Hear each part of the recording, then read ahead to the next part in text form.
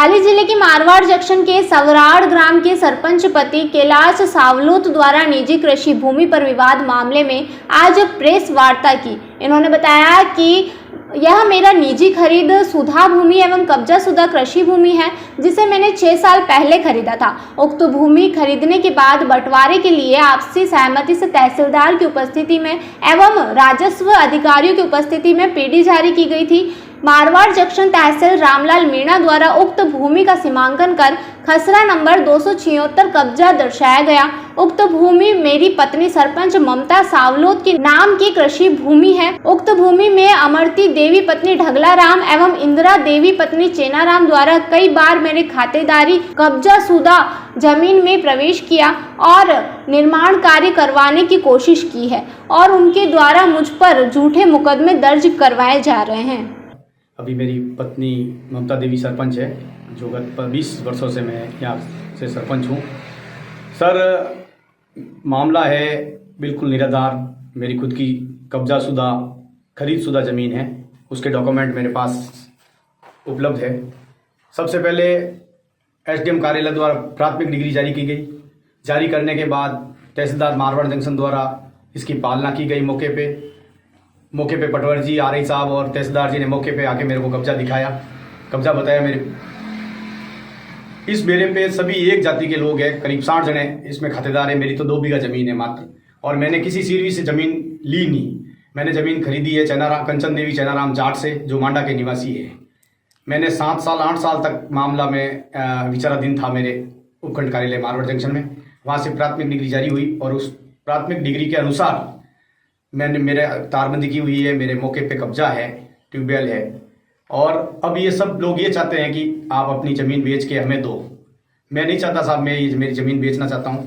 मेरे द्वारा माननीय न्यायालय में एक रिट लगाई गई है कि ये लोग मुझे परेशान कर रहे हैं। मेरे द्वारा स्टे लिया गया, इसकी कॉपी मेरे पास ये उपलब्ध है।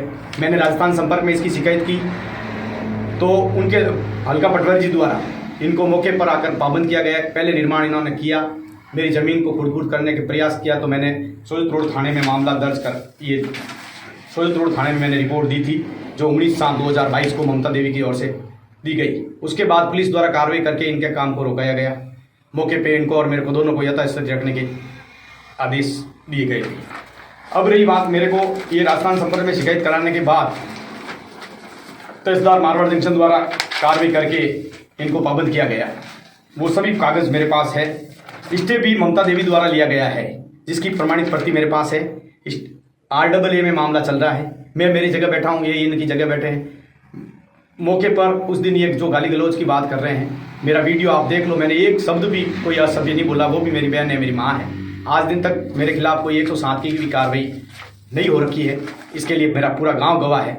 अगर मैंने कोई भूल चूक, अगर कोई गलती की है तो जाँच में साबित हो जाएगा। दूध का दूध, पानी का पानी हो जाएगा। अगर मैंने गलत कोई कार्य कर्तव्य किया है तो मैं खुद सक्षम, श्रीमान चाहते हैं तो मैं खुद एसपी साहब के सामने पेश होकर ये बात कहने के लिए तैयार हूँ कि मैं ये एफिडेविट दे रहा हूँ।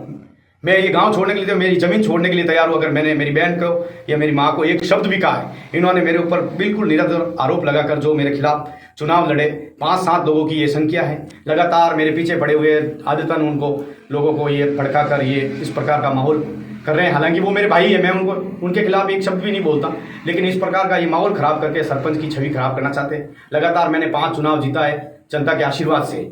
मैं कोई बड़ा नहीं हूँ, माननीय न्यायालय फैसला करेगा। माननीय जो पुलिस अधीक्षक महोदय के सामने जो पेश होकर इन्होंने बात बताई कि मेरे साथ अन्याय हुआ, तो मेरे पुलिस पर मुझे पूरा भरोसा है कि आप जांच कीजिए। अगर एक शब्द भी मैंने कोई गलत किया है तो उसके लिए मैं क्षमा प्रार्थी हूँ। पहली बात तो मैंने की नहीं है, और किया है तो जाँच में सब साबित हो जाएगा कौन झूठा है कौन सत्य है। अगर मैंने ज़मीन कब्जा किया तो फिर मैंने रजिस्ट्री करा के ज़मीन ली है, और 7 साल से मामला चल रहा है। फिर कोर्ट ने, न्यायालय ने फैसला किया, उसके बाद क्या दिक्कत है? अगर आप इसके बारे में पूछना सकते, तहसीलदार जी से पूछिए। वो मौके पे आए थे, 2 घंटे यहाँ रहे, तहसीलदार जी रहे, पटवारी जी रहे, आरई साहब रहे, सब ने मौका देख के नाप चौक करने के बाद मैंने यहाँ तारबंदी की है। मैंने कोई गलत कार्य नहीं किया। तारबंदी मेरे पहले से हो रखी थी, और अब ये लोग कह रहे हैं कि आप यहाँ से ज़मीन बेच के चले जाओ, तो ये संभव नहीं है। मैं भी मेरा परिवार लेके बैठा हूँ और मेरा साइड में है बिल्कुल। ये इसकी जांच कीजिए। मैं एक जाति का अलग मालवी लोहार हूँ और ये चाहते हैं लोग कि ये ज़मीन बेचकर हमें दें। मुझे पिछली बार 1 महीने पहले मेरे को 30 लाख रुपए की डिमांड की गई कि आप 30 लाख ले लो और ये ज़मीन दे दो। मैं ये ज़मीन बेचना नहीं चाहता, मुझे न्यायालय पाली से सुरेश पवार की ये रिपोर्ट।